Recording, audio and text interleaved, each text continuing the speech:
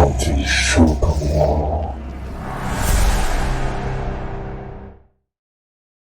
আসসালামু আলাইকুম রহমতুল্লাহ। প্রিয় লিসেনার্স, কেমন আছেন আপনারা? আশা করি সবাই ভালো আছেন। আমি সাইদ আহমেদ আছি আপনাদের সাথে। আপনারা দেখছেন অদৃশ্য দুনিয়া পর্ব 1। আমাদের এই শোয়ে ভৌতিক, ভয়ানক, রহস্যময়, সত্য ঘটনা শেয়ার করা হয়, যেগুলো আপনাদের আশেপাশে ঘটে থাকে। আমাদের সাথে ঘটনা শেয়ার করতে চাইলে আপনারা শেয়ার করতে পারেন আপনাদের সাথে ঘটে যাওয়া বা আপনাদের আশেপাশে আপনাদের আত্মীয় স্বজন, পরিবার বা বন্ধু বান্ধবের সাথে যদি কোনো ভয়ানক, ভৌতিক, সত্য ঘটনা ঘটে থাকে, সেটা আমাদের সাথে আপনি চাইলেই শেয়ার করতে পারেন। আমাদের কাছে ঘটনা শেয়ার করার মাধ্যম হলো আমাদের জিমেল, দ্যাট ইজ story@gmail.com, অথবা স্ক্রিনে দেওয়া হোয়াটসঅ্যাপ নাম্বারে মেসেজ করেও পাঠাতে পারেন।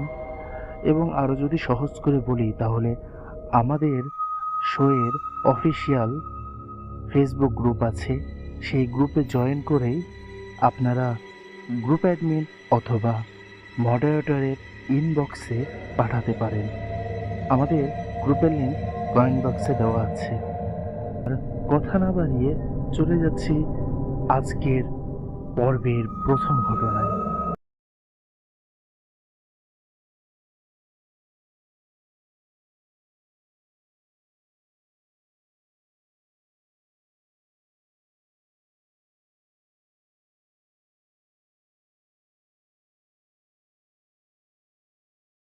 প্রিয় লিসেনার্স, এখন আমি যে ঘটনাটি আপনাদেরকে শোনাবো, সেই ঘটনাটি আমার কলিগ আমাকে পাঠিয়েছেন।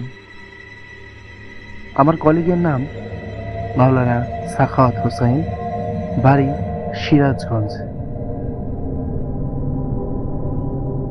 ওনার সাথে এই ঘটনাটি ঘটে যখন উনি মাদ্রাসায় পড়তেন, হাফেজিয়া মাদ্রাসায় পড়তেন। উনি এবং ওনার বড় ভাই হাফেজিয়া মাদ্রাসায় পড়তেন, একই মাদ্রাসায় পড়তেন। গ্রাম অঞ্চলে এক প্রচলিত নিয়ম আছে, সেটি হলো জাগির থাকা। অনেকে জাগির থাকা মানে জানেন, অনেকেই জানেন, যারা মাদ্রাসায় পড়ছেন, বিশেষ করে মাদ্রাসায় পড়েনি এমন অনেকেই জানে এই বিষয়টা, জাগির থাকা কাকে বলে বা জাগির খাওয়া। একদিন রাতে, তার আগে বলে রাখা ভালো, সাখাওয়াত ভাই যিনি, উনি যখন রাতের খাবারটা জাগির বাড়িতে খেতে যেত, তখন এমন হতো যে সে নিজে জাগির বাড়িতে খেয়ে সঙ্গে সঙ্গে উনি মাদ্রাসায় যেত না। উনি ওনার বড় ভাই যে বাড়িতে জাগির, মানে যে বাড়িতে খাওয়া দাওয়া করে, যে বাড়ির জাগির, তো বড় ভাইয়ের জাগির বাড়িতে উনি আর কি যেত, এবং বড় ভাইয়ের খাওয়া শেষ হলে একসাথে দুই ভাই মাদ্রাসাতে আসতো। যদিও এমন যে সাখাওয়াত ভাই যে বাড়িতে জাগির ছিল, সেই বাড়ি থেকে মাদ্রাসা খুব কাছে, আর বড় ভাই যেখানে জাগির আছে সেখান থেকে মাদ্রাসা দূরে, কিন্তু উনার প্রত্যেক দিনের এটা অভ্যাস ছিল। তো একদিন রাতে বৃষ্টি হচ্ছিল, বৃষ্টি তখন রানিং হচ্ছিল না, হয়েছিল।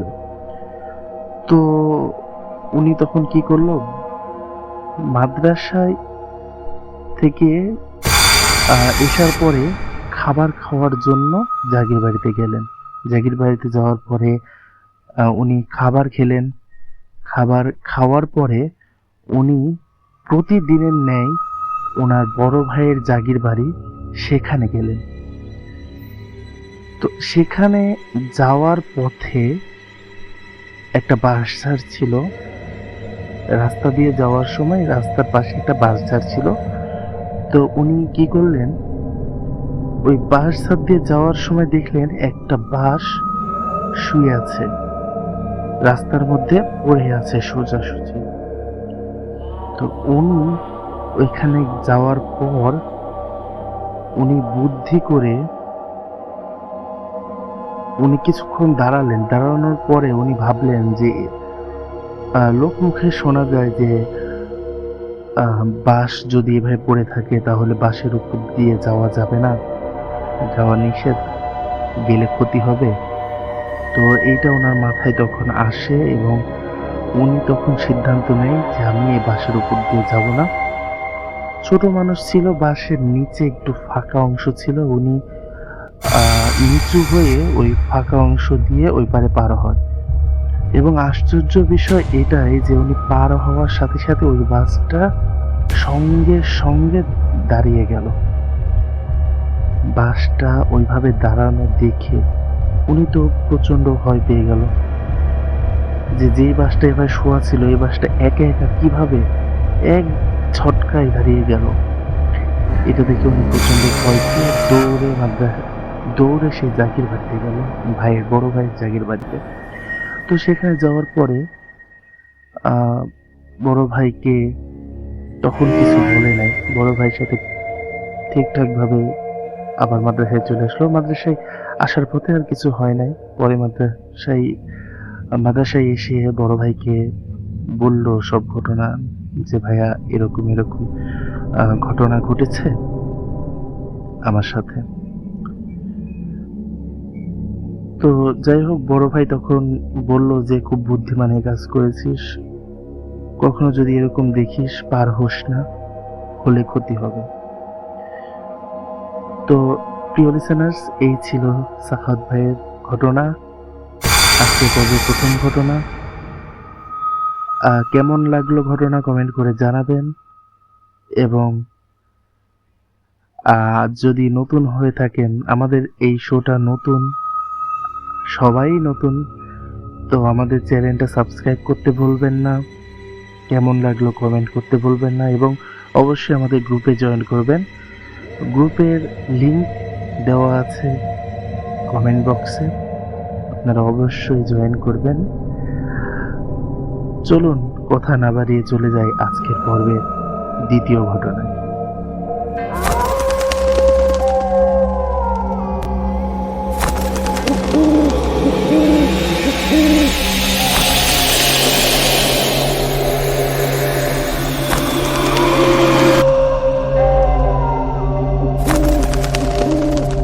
প্রিয় লিসেনার্স, চলে আসলাম আজকের পর্বের দ্বিতীয় ঘটনায়।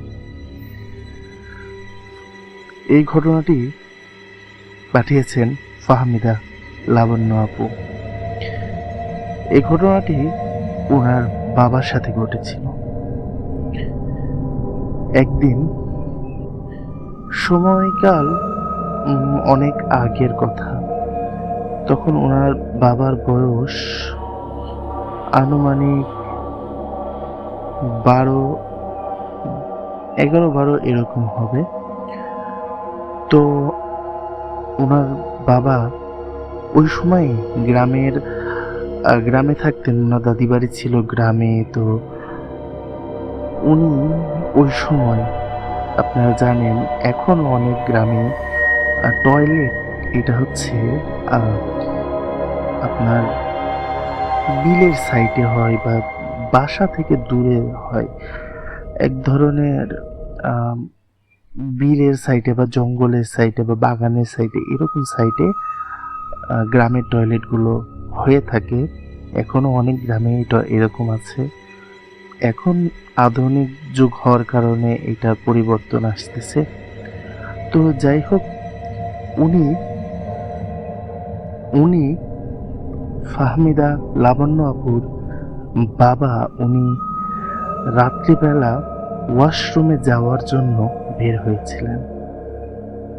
উনি ওয়াশরুমে যাওয়ার জন্য বের হয়ে ওয়াশরুমের যখন কাছে গেলেন, তখন দেখলেন ওনার চাচাতো বোন, মানে ফাহমিদা লাবণ্য আপুর বাবার চাচাতো বোন, তার বয়স 12-13 এরকম হবে, মানে কয়েক বছরের, ফাহমিদা লাবণ্য আপুর বাবার থেকে কয়েক বছরের বড়। তো যাই হোক, দেখলো যে উনি টয়লেটের পাশে বিলের দিকে মুখ করে বিলের সাইডে ওখানে দাঁড়িয়ে আছে। রাত আনুমানিক 2টা-2:30। তো উনি দেখলো যে ও দাঁড়িয়ে আছে। উনি ভাবলো যে এত রাতে কিসের জন্য সে দাঁড়িয়ে আছে, কেনই বা দাঁড়িয়ে আছে এত রাতে একটা মেয়ে মানুষ, তাও আবার এরকম শুনশান জায়গায় বিলের সাইডে দাঁড়িয়ে আছে। উনি কাছে গেলেন, যাওয়ার পরে ডাক দিলেন। ডাক দেওয়ার সাথে সাথে ওই যে ফাহমিদা লাবণ্য আপুর বাবার যেই চাচাতো বোন, সে ফাহমিদা লাবণ্য আপুর বাবার হাত চেপে ধরে, টানতে টানতে বিলের দিকে নিয়ে যাওয়ার চেষ্টা করে। এখন এরকম অবস্থা দেখে ফাহমিদা লাবণ্য আপুর ফাহমিদা লাবণ্য আপুর বাবাও উনিও টানা শুরু করে। উনি এদিকে টানতেছে, সে বিলের দিকে টানতেছে, উনি উপরের দিকে টানতেছে, সে বিলের দিকে টানতেছে। এরকম একটা টানাটানির মাঝখানে ওই যে ফাহমিদা লাবণ্য আপুর বাবার যে চাচাতো বোন, সে ফাহমিদা লাবণ্য আপুর বাবার দিকে তাকায়। ফাহমিদা লাবণ্যপুর বাবা যখন তার চাচাতো বোনের দিকে তাকালো, তখন দেখে তার চাচাতো বোনের চোখ জলজল করছে, লাল টকটকে চোখ, কোনো মনি নেই। এমন লাল টকটকে চোখ যেন চোখ দিয়ে আগুন বের হচ্ছে। এমন দেখার পর ফাহমিদা লাবণ্যপুর বাবা বুঝে যায় যে এটা কি। অনেক কষ্টে উনি ওনার চাচাতো বোনের রূপে যে অবয়বটা ছিল, যে জিনটা ছিল, তার হাত থেকে নিজের হাতটা সরিয়ে এক দৌড়ে বাড়িতে চলে যায়। বাড়িতে যাওয়ার পরে উনি ওনার চাচাকে ঘটনাটি খুলে বলে। ওনার চাচা দোয়া দরুদ পড়ে ফু দেয়, দিয়ে বলে যে আজকে তুমি ঘুমাও। তো উনি রাতে ঘুমায়। সকালবেলা উঠে ওনার সেই চাচাতো বোনের কাছে যায় এবং সব ঘটনা খুলে বলে যে এত রাতে তোমাকে আমি ওখানে দেখছি, এই ঘটনা। তখন ওনার চাচাতো বোন বলে যে আমি তো রাত 7:30-8টার মধ্যে ঘুমিয়ে যাই, এই সময় তো আমি রাত্রে বাহিরে যাই না, আর আমার যাওয়ার প্রয়োজনও হয় না, আর আমি একা কিভাবে যাবো, আমি তো ভয় পাই। পরে বিষয়টি সবার কাছে ক্লিয়ার হয়। এরপরে আর তেমন কিছু হয় না। তো এই ছিল ফাহমিদা লাবণ্য আপুর ঘটনা। উনি ময়মনসিংহ থেকে ঘটনা পাঠিয়েছে। আশা করি আপনাদের ঘটনাটি ভালো লেগেছে। ফাহমিদা লাবণ্য আপু আরও ঘটনা পাঠাবে আমাদেরকে, এটাও আমরা আশাবাদী। ইনশাআল্লাহ আমরা ফাহমিদা লাবণ্য আপুর কাছ থেকে আরও ঘটনা পাবো, এবং আপনারাও যদি আপনাদের ঘটনা আমাদের সাথে শেয়ার করতে চান, আমাদের স্ক্রিনে দেওয়া আছে শেয়ার করার মাধ্যম, এবং আপনারা যদি মাধ্যমগুলোকে খুব জটিল মনে করেন, তাহলে আমাদের আরও সহজ পদ্ধতি আছে। সেটা হলো আপনারা আমাদের গ্রুপে জয়েন করে অ্যাডমিন অথবা মডারেটরের ইনবক্সে আপনি ঘটনা লিখে পাঠাতে পারেন। আমাদের গ্রুপের লিংক কমেন্ট বক্সে দেওয়া আছে। তো প্রিয় লিসেনার্স, আর দেরি না করে চলুন চলে যাওয়া যাক আজকের পর্বের 3 নাম্বার ঘটনা এবং শেষ ঘটনায়।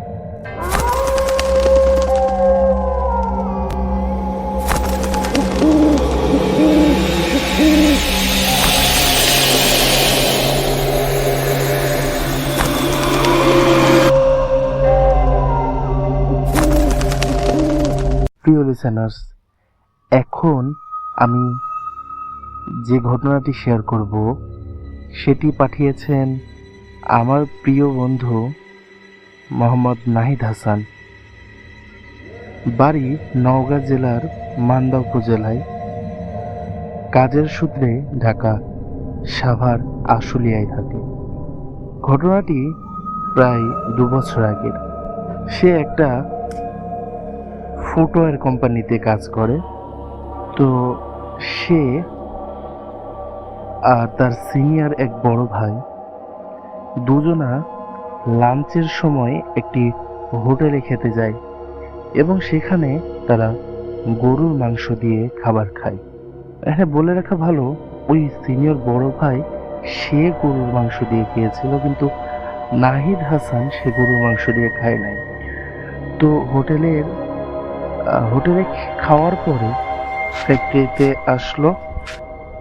ফ্যাক্টরিতে আসার পরে শুনলো যে পাশের শ্মশানে নাকি নতুন লাশ পোড়াচ্ছে। তো সরাসরি লাশ পোড়ানো দেখার আগ্রহ জাগলো দুজনের মনে। তো নাহিদ আর তার বড় ভাই, মানে সিনিয়র বড় ভাই, কাজের জায়গার সিনিয়র বড় ভাই, দুজন গেল লাশ পোড়ানো দেখার জন্য শ্মশানে এবং প্রায় মিনিট 10 তারা ওখানে অবস্থান করলো এবং লাশ পোড়ানো দেখলো। দেখার পরে তারা লাঞ্চ টাইম শেষ হওয়ার কারণে অফিসে ফিরে আসলো।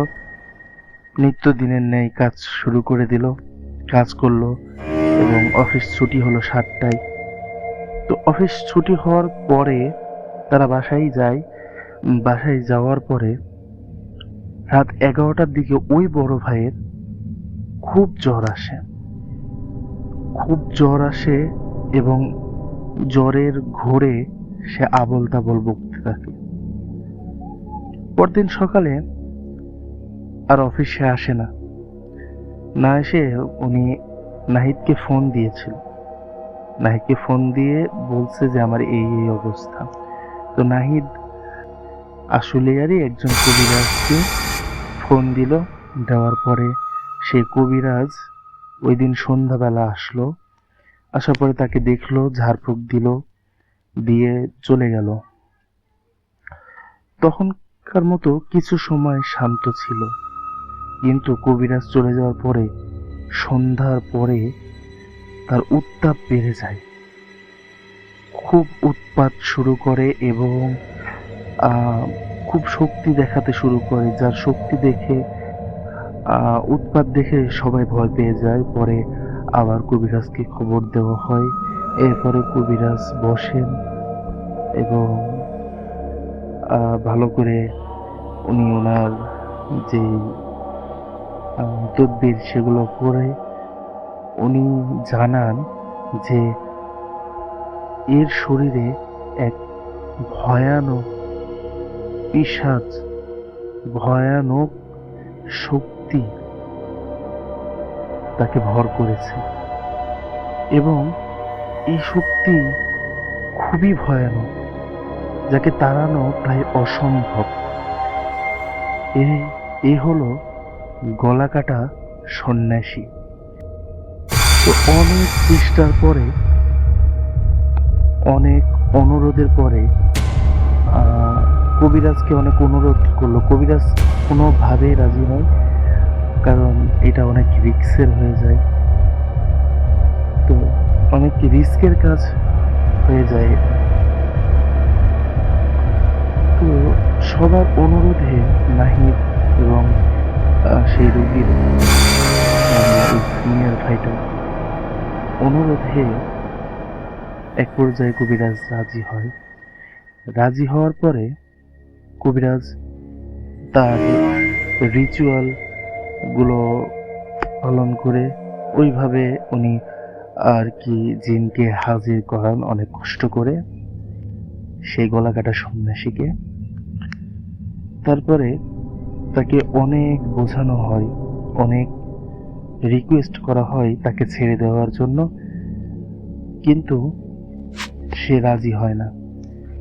সে তখন বলে, মানে গলাকাটা সন্ন্যাসী ওই বড় ভাইয়ের উপরে ভর করে কবিরাজকে বলছিল যে সে অনেক বড় অপরাধ করেছে। সে গরুর মাংস খেয়ে আমার আস্তানায় গিয়েছে এবং আমার আস্তানা তার নাপাক হাত রেখে আমার আস্তানা সে অপবিত্র করেছে। আমি তাকে ছাড়ব না। তো অনেক বোঝানোর পরে, অনেক রিকোয়েস্টের পরে সে রাজি হলো কিছু নেওয়ার শর্তে। সে অনেক কিছু চাইলো। সে বলল যে আমি একটা শর্তে ওকে ছাড়তে পারি। কবিরাজ জিজ্ঞেস করলো যে কি শর্তে তুই তাকে ছাড়বি। সে বলল যে আমি যে গাছে থাকি সেই গাছের গোড়াটা সিমেন্ট এবং ইট দিয়ে পাকা করে দিতে হবে। শুধু তাই নয়, আমাকে একটা সাদা পাঞ্জাবি, দুধ এবং নতুন গামছা দিতে হবে। তো কথা মতো সবকিছু ব্যবস্থা করে সেখানে দেওয়া হয়। কিন্তু যে কথাটা প্রথমে বলেছিল গলাকাটা সন্ন্যাসী, সে প্রথমে যে কথাটা বলেছিল যে তার গাছের গোড়াটা পাকা করে দিতে হবে, এইটা সে আর করে নাই। এটা না করার কারণে কিছুদিন ভালো ছিল, এরপরে আবার উত্তাপ শুরু করে, ভয়ানকভাবে উত্তাপ শুরু করে। তবে এই উত্তাপ শুধু তার ঘরের ভিতরে। সে ঘরের ভিতরে রাত্রেবেলা কারো উপস্থিতি টের পেত, কারো কান্নার আওয়াজ, কারো ভয়ঙ্কর চলার শব্দ, কারো ছায়া, এরকম ভয়ানক জিনিস দেখত। এবং রাত হলেই সে বলতো যে আমার ঘরে কেউ আছে, কেউ ঢুকেছে, এই তুমি কে, কে তুমি, এইভাবে বারবার ডাকাডাকি করত এবং ভয় পেত। এরকম অবস্থা দেখে কবিরাজকে আবার জানানো হয়। কবিরাজ এরপরে তাবিজ দেয়, কিছু তদবির করে, এরপরে তাকে গ্রামের বাড়িতে পাঠিয়ে দেওয়া হয় আর এখানে রাখা হয় না। এরপরে কি ঘটেছিল তার এখনো জানা যায়নি। তবে যদি আমরা জানি যে এখনো তার সাথে এমন ঘটনা ঘটতেছে কিনা, তাহলে আমরা অবশ্যই আপনাদের জানাবো। আশা করি নাহিদ ভাইয়া আরো ঘটনা আমাদের পাঠাবে আপনাদের জন্য, আর আপনারাও আমাদের পাশে থাকবেন ইনশাআল্লাহ। প্রিয় লিসেনার্স, এই ছিল আজকের পর্ব। আমি জানি না আজকে প্রথম পর্ব, আমার প্রথম ভয়েস ওভার কেমন হয়েছে, কেমন লেগেছে আপনাদের। ভুল ত্রুটির জন্য ক্ষমা প্রার্থী। আমাদের এই নতুন শোয়ের সাথে থাকার জন্য এবং এই শোটা ফুল শোনার জন্য আপনাদের সবাইকে ধন্যবাদ। এবং এই শোটা সম্পূর্ণ শোনার জন্য আপনাদেরকে ধন্যবাদ। আপনারা যদি চান আমরা আরও পর্ব দিয়েই অদৃশ্য দুনিয়ার আরও পর্ব আসুক, তাহলে আপনারাও আপনাদের সাথে বা আপনাদের আত্মীয়র সাথে বা আপনাদের পরিবারের সাথে বা বন্ধুবান্ধবের সাথে যদি কোনো সত্য ঘটনা, ভৌতিক ভয়ের শিহরণ জাগানোর মতো ঘটনাগুলো যদি আমাদের সাথে শেয়ার করতে চান, তাহলে অনায়াসে শেয়ার করতে পারেন। আমাদের শেয়ার করার মাধ্যম আমাদের সাথে ঘটনা শেয়ার করার মাধ্যম আমরা স্ক্রিনে দিয়ে দিয়েছি। এবং আরও সহজ করে বলি, আপনারা যদি স্ক্রিনে দেওয়া অপশনগুলো না পারেন বা আপনাদের কাছে সহজ না মনে হয়, তাহলে কমেন্ট বক্সে গ্রুপের লিঙ্ক দেওয়া আছে, আমাদের গ্রুপে জয়েন করে গ্রুপের অ্যাডমিন অথবা মডারেটরের ইনবক্সে আপনারা ঘটনা পাঠাতে পারেন। এবং আমাদের চ্যানেলে নতুন হয়ে থাকলে আমাদের চ্যানেল সাবস্ক্রাইব করে দিবেন এবং আগামী পর্ব দেখার আমন্ত্রণ রইল। এই বলে আমি সাইদ আহমেদ আপনাদের কাছ থেকে বিদায় নিচ্ছি। আগামী অদৃশ্য দুনিয়া পর্ব 2 দেখার আমন্ত্রণ জানিয়ে সেই পর্যন্ত সকলে ভালো থাকবেন, সুস্থ থাকবেন, আমার জন্য দোয়া করবেন, আমার টিমের জন্য দোয়া করবেন এবং আমাদের পাশেই থাকবেন। ভয় মানে অদৃশ্য দুনিয়া। আসসালামু আলাইকুম ওয়া রাহমাতুল্লাহ।